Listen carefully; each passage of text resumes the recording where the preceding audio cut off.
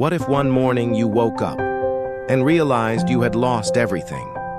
Your job, your home, your partner, and the only thing you had left was a small child who depended entirely on you. Would you surrender to life or fight with everything you had?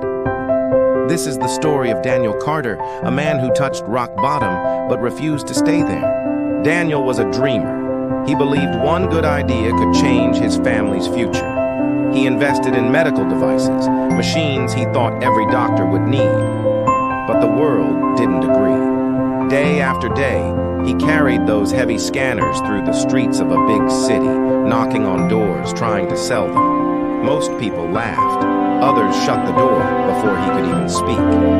At home, things were worse. His wife was tired of the bills, the empty fridge, the promises of a better tomorrow.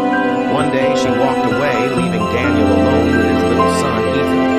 From that moment, Daniel's real battle began. He had no savings, no support, no roof to call his own. Some nights, he and Ethan stood in long lines for a bed in a homeless shelter. Other nights, when no space was left, they slept on cold floors of bus stations or even locked themselves in public toilets, holding each other until morning.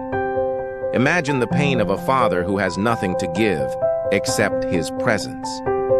And yet, Daniel never showed his tears to Ethan. Every morning, he smiled, held his son's hand, and said, "Today will be better." Then came an opportunity. A prestigious financial company announced an unpaid internship. Hundreds applied, graduates, smart young men in suits.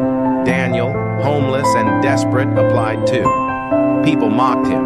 How will a man who can't even afford rent work in finance? But Daniel refused to listen. The internship was brutal. No salary, no sympathy, only pressure.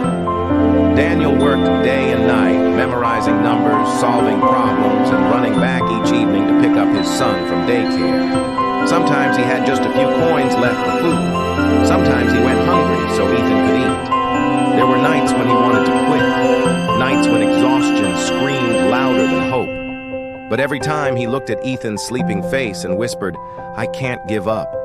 He's counting on me." Weeks turned into months. Rejection after rejection came, but Daniel pushed harder. And then, the day arrived. The company called him into a room. They looked him in the eyes and said, "Daniel, we want you on our team." At that moment, Daniel didn't shout, he didn't cheer. He simply walked outside, holding back tears. For the first time in years, he had a future, for himself and for his son.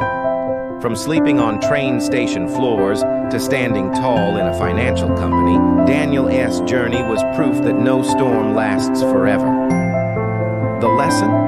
Life will break you, test you, and strip you of everything you hold dear. But strength is not measured by how many times you fall. It is measured by how many times you rise again. Remember this: failure is never final unless you stop trying. So I ask you, if life tested you the way it tested Daniel, would you quit or would you keep fighting? Write your answer in the comments below.